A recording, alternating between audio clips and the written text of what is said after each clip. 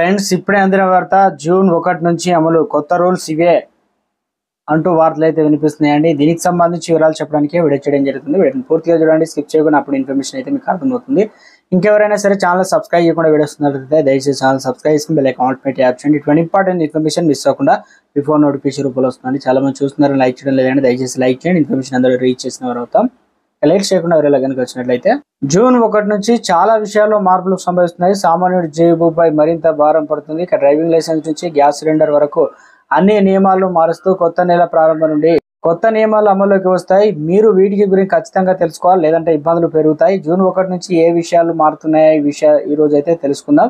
ఇక gas cylinder ధర మారవచ్చు. అంటే చమురు కంపెనీలు ప్రతి నెల 1వ తేదీన గ్యాస్ సిలిండర్ ధరలు అయితే మారుస్తూ ఉంటాయి.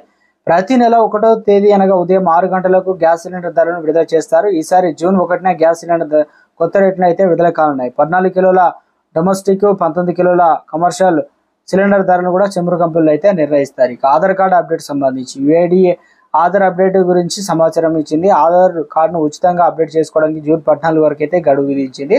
మీరు ఎటువంటి రుసుము లేకుండా జూన్ 14 వరకు ఆధార్ కార్డును అయితే ఉచితంగా అప్డేట్ చేసుకోవచ్చు అని ఆఫ్లైన్లో అప్డేట్ కోసం ఆధార్ కేంద్రానికి వెళ్ళడం కోసం మీరు ఒక్క అప్డేట్కు 50 రూపాయల చొప్పున అయితే చెల్లించాల్సి అయితే ఉంటుంది. ఇక డ్రైవింగ్ లైసెన్స్లో కొత్త రూల్స్ అయితే వచ్చాయండి.